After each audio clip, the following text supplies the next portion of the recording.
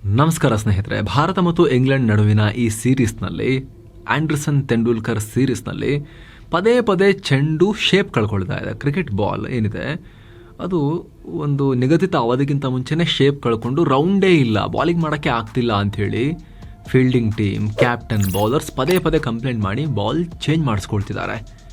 ಎರಡೂ ಟೀಮ್ಗಳು ಈ ಡ್ಯೂಕ್ಸ್ ಬಾಲ್ ವಿರುದ್ಧ ಅಂಪೈರ್ಗಳಿಗೆ ಕಂಪ್ಲೇಂಟ್ ಕೊಟ್ಟು ಸುಸ್ತಾಗಿದ್ದಾರೆ. ಖುದ್ದು ಡ್ಯೂಕ್ಸ್ ಬಾಲ್ ತಯಾರಕ ಕಂಪನಿ ಕೂಡ ಇದ್ರ ಬಗ್ಗೆ ಪ್ರತಿಕ್ರಿಯೆ ಕೊಟ್ಟು ನಮ್ಮ ಚೆಂಡುಗಳ ತಪ್ಪಲ್ಲ ಅಂತ ಹೇಳಿದ್ದಾರೆ. ನಾವು ಮುಂಚೆ ಹೆಂಗೆ ಮಾಡ್ತಿದ್ವು ಹಾಗೆ ಮಾಡ್ತಿದ್ದೀವಿ ಅಂತ ಹೇಳಿದ್ದಾರೆ. ಹಾಗಿದ್ರೆ ಏನಾಗ್ತಾ ಇದೆ? ಚೆಂಡಿನ ರೂಪದಲ್ಲಿ ಸಣ್ಣ ಬದಲಾವಣೆ ಆದರೂ ಆಟದ ಮೇಲೆ ಹೇಗೆ ಪರಿಣಾಮ ಬೀರುತ್ತೆ?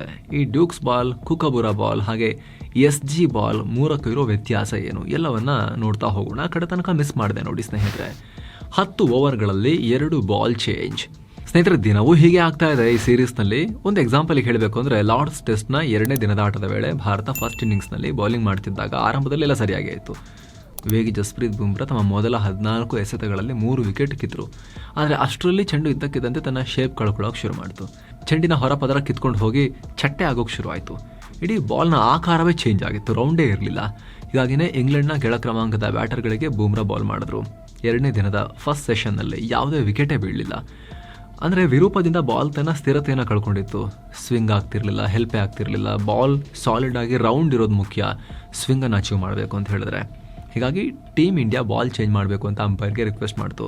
ಆಗ ಭಾರತದ ಮನವಿಯಂತೆ ಅಂಪೈರ್ ಅದನ್ನೊಂದು ರಿಂಗ್ ಇದೆ, ಆ ರಿಂಗಿಗೆ ಹಾಕಿ ನೋಡ್ತಾರೆ. ಕರೆಕ್ಟಾಗಿ ಪಾಸ್ ಆಯಿತು ಅಂದರೆ ಬಾಲ್ ರೌಂಡ್ ಕರೆಕ್ಟ್ ಆಗಿದೆ ಅಂತ, ಪಾಸ್ ಆಗಿಲ್ಲ ಅಂದರೆ ಶೇಪ್ ಕಳ್ಕೊಂಡಿದೆ, ರೌಂಡ್ ಇಲ್ಲ ಅಂತ ಅರ್ಥ. ಅದು ಚೆಕ್ ಮಾಡಿದ್ರು, ಆಮೇಲೆ ಚೇಂಜ್ ಮಾಡಿಕೊಟ್ರು.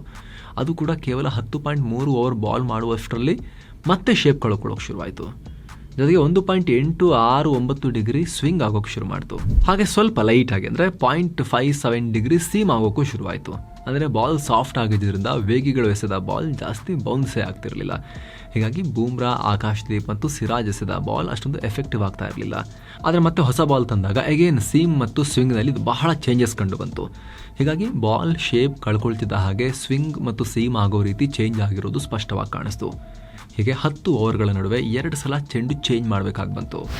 ಡ್ಯೂಕ್ಸ್ ಬಾಲ್ ವಿರುದ್ಧ ಗಿಲ್ ಕಿಡಿ, ದಿಗ್ಗಜ ಆಟಗಾರರಿಂದಲೂ ಟೀಕೆ. India captain Shubman Gill Dukes ball ವಿರುದ್ಧ ಓಪನ್ ಆಗಿ ಅಸಮಾಧಾನ ಹೊರಹಾಕಿದ್ದಾರೆ. ಬಾಲ್ ಬೇಗ ಸಾಫ್ಟ್ ಆಗ್ತಾ ಇದೆ, ವೇಗಿಗಳಿಗೆ ಬ್ಯಾಟರ್ಗಳ ಮೇಲೆ ಇಂಪ್ಯಾಕ್ಟ್ ಮಾಡೋಕ್ಕಾಗ್ತಾ ಇಲ್ಲ, ಬೌಲರ್ಗಳಿಗೆ ವಿಕೆಟ್ ಪಡೆಯೋಕೆ ತುಂಬಾ ಕಷ್ಟ ಆಗ್ತಾ ಇದೆ ಅಂತ ಕಿಡಿಕಾರಿದ್ದಾರೆ. ಇಂಗ್ಲೆಂಡ್ನ ಮಾಜಿ ವೇಗಿ ಸ್ಟುವರ್ಟ್ ಬ್ರಾಡ್ ಕೂಡ 2020ರಿಂದ ಇಂಗ್ಲೆಂಡ್ನಲ್ಲಿ ಬಳಸ್ತಾ ಇರೋ ಬಾಲ್ಗಳ ಬಗ್ಗೆ ಟೀಕೆ ಮಾಡ್ತಾನೆ ಇದ್ದಾರೆ.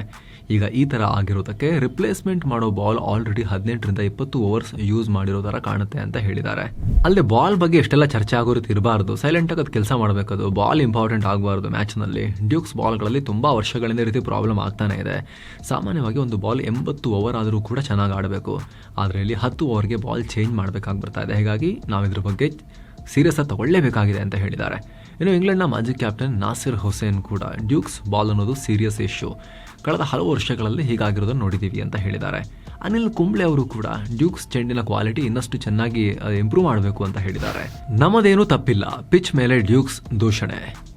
ಈ ಥರ ಡ್ಯೂಕ್ಸ್ ಬಾಲ್ ವಿರೂಪಗೊಳ್ತಿರೋದಕ್ಕೆ ಭಾರಿ ಟೀಕೆ ಬರ್ತಿದ್ದ ಹಾಗೆ ಖುದ್ದು ಡ್ಯೂಕ್ಸ್ ಬಾಲ್ ತಯಾರಕ company British cricket balls limited ಪ್ರತಿಕ್ರಿಯೆ ಕೊಟ್ಟಿದೆ. ನಾವು ತಯಾರಿಸೋ ಎಲ್ಲ ಬಾಲ್ಗಳಿಗೂ 100% ಗ್ಯಾರಂಟಿ ಕೊಡೋಕ್ಕಾಗಲ್ಲ ಅಂತ ಕಂಪನಿ ಮಾಲೀಕ ಹಾಗೂ ಭಾರತ ಮೂಲದ ಉದ್ಯಮಿ ದಿಲೀಪ್ ಜಜೋಡಿಯಾ ಹೇಳಿದ್ದಾರೆ. ಕ್ರಿಕೆಟ್ ಬಾಲ್ಗಳು ಟೀಕೆಗೊಳಗಾಗೋದು ಹೊಸ ವಿಚಾರ ಅಲ್ಲ. ಕುಕಬುರಾ ಹಾಗೆ SC ಕಂಪನಿ ಬಾಲ್ಗಳು ಕೂಡ ಟೀಕೆಗೆ ಒಳಪಟ್ಟಿವೆ. ಅದರಲ್ಲೂ ಕೂಡ ಡ್ಯೂಕ್ ಬಾಲ್ ನೈಸರ್ಗಿಕ ಕಚ್ಚಾ ವಸ್ತುಗಳಿಂದ ತಯಾರಾಗಿರುತ್ತೆ. ಹೀಗಾಗಿ ಭೂಮಿಯ ಮೇಲಿನ ಯಾವುದೇ ಬಾಲ್ ಕಂಪನಿ ಕೂಡ 100% ಗ್ಯಾರಂಟಿ ಕೊಡೋಕ್ಕಾಗಲ್ಲ. ಅದರಲ್ಲೂ ಮಾಡರ್ನ್ ಬ್ಯಾಟ್ಗಳು ತುಂಬ ಸ್ಟ್ರಾಂಗ್ ಆಗಿವೆ, ಪ್ಲೇಯರ್ಸ್ ಕೂಡ ಸ್ಟ್ರಾಂಗ್ ಆಗಿದ್ದಾರೆ. ಅದರಲ್ಲೂ ಇಂಗ್ಲೆಂಡ್ನಲ್ಲಿ ಸಖತ್ ಬಿಸಿಲಿದೆ, ಫ್ಲಾಟ್ ಪಿಚ್ಗಳಿಂದ ಬಾಲ್ ಸಾಫ್ಟ್ ಆಗ್ತಾ ಇದೆ. ಹೀಗಾಗಿ ಟೆಸ್ಟ್ ಮ್ಯಾಚ್ಗಳಿಗೆ ಹೊಸ ರೀತಿಯ ಚೆಂಡನ್ನು ಬಳಸೋ ಅವಶ್ಯಕತೆ ಇದೆ ಅಂತ ಬಾಲ್ ಕಂಪನಿ ಹೇಳಿದೆ. ಅಲ್ಲಿ ಒಂದು ವೇಳೆ ನಾವಿನ್ನೂ ಹಾರ್ಡ್ ಬಾಲ್ ತಯಾರಿಸಿದ್ರೆ ಬ್ಯಾಟರ್ಗಳ ಬ್ಯಾಟ್ ಮುರಿದು ಹೋಗ್ಬೋದು ಅಂತ ಕೂಡ ಆತಂಕ ವ್ಯಕ್ತಪಡಿಸಿದ್ದಾರೆ. ಬ್ಯಾಟರ್ಗಳ ಬ್ಯಾಟ್ ಮುರಿಯೋದು ಮಾತ್ರ ಅಲ್ಲ, ಬ್ಯಾಟ್ಸ್ಮನ್ಗಳಿಗೆ, ಫೀಲ್ಡರ್ಗಳಿಗೆ, ಅಂಪೈರ್ಸ್ಗೆ, ಬೌಲರ್ಸ್ಗೆ ಏನಾದ್ರು ಬಿದ್ದರೆ ಕತೆ ಏನು? ಕ್ಯಾಚ್ ಹಿಡಿಬೇಕಾದ್ರೆ ಬೆರಳಿಗೆ ಏನಾದ್ರು ಸ್ವಲ್ಪ ಆ ಕಡೆ ಬಿದ್ದರೆ ಇವಾಗಲೇ ತಡ್ಕೊಳಕ್ಕಾಗಲ್ಲ. ಕರೆಕ್ಟಾಗಿ ಕೈಯಲ್ಲಿ ಕೂತ್ರೆ ಸರಿ, ಸ್ವಲ್ಪ ಆ ಕಡೆ ಹೋಗಿ ಬೆರಳಿಗೆ ತಾಕ್ತು ಅಂದರೆ ಜೀವ ಹೋದಷ್ಟು ನೋವಾಗುತ್ತೆ, ಅಷ್ಟು ಗಟ್ಟಿರುತ್ತೆ ಕ್ರಿಕೆಟ್ ಬಾಲ್. ಅಂಥ ಟೈಮ್ನಲ್ಲಿ ಇನ್ನೂ ಹಾರ್ಡ್ ಮಾಡಿ ಅನಾಹುತಗಳಾದ್ರೆ ಏನು ಮಾಡೋದು? ಈ ಚರ್ಚೆ ಕೂಡ ಇದೆ. ಏನು ಸ್ನೇಹಿತರೆ, ವರದಿಯಲ್ಲಿ ಮುಂದುವರಿಯೋ ಮುನ್ನ 7 sands tourism company Puri Jagannath ಯಾತ್ರೆಯ 3 ನೈಟ್ 4 ಡೇ ಟ್ರಿಪ್ ಅನ್ನ ಆಯೋಜಿಸಿದೆ. ಪುರಿ ಜಗನ್ನಾಥ, ಕೋನಾರ್ಕ, ಬಿರಾಜದೇವಿ ಶಕ್ತಿಪೀಠ, ಭುವನೇಶ್ವರ, ಧೌಲಿ, ಉದಯಗಿರಿ ಮತ್ತು ಸ್ಕಂದಗಿರಿ, ಕಟಕ್ ಇಲ್ಲಿಗೆಲ್ಲ ಹೋಗೋದಿರುತ್ತೆ.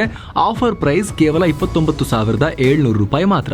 ಈ ಪ್ಯಾಕೇಜ್ ನಲ್ಲಿ ಫ್ಲೈಟ್ ಟಿಕೆಟ್ಸ್, 3 ಸ್ಟಾರ್ ಹೋಟೆಲ್ ನಲ್ಲಿ stay, all meals, AC transport ವ್ಯವಸ್ಥೆ, 24/7 ಕನ್ನಡ ಟೂರ್ ಮ್ಯಾನೇಜರ್ ಸೌಲಭ್ಯ ಹಾಗೂ ಹಿರಿಯ ನಾಗರಿಕರಿಗೆ ವಿಶೇಷ ಆರೈಕೆ ಎಲ್ಲ ಇರುತ್ತೆ. ಹೊರಡೋ ದಿನ ಆಗಸ್ಟ್ 3ನೇ ತಾರೀಕು 2025. ಕೆಲವೇ ಸೀಟುಗಳು ಲಭ್ಯ. ಆಸಕ್ತರು ಈ ನಂಬರ್ಗೆ ಕಾಲ್ ಮಾಡಿ ನಿಮ್ಮ ಸೀಟನ್ನ ಕೂಡ ಬುಕ್ ಮಾಡಿ. ಬನ್ನಿ ಈಗ ವರದಿಯಲ್ಲಿ ಮುಂದುವರಿಯೋಣ. ಡ್ಯೂಕ್ಸ್, SG, ಕುಕಬುರಾ ಮೂರರಲ್ಲಿ ಏನು ವ್ಯತ್ಯಾಸ?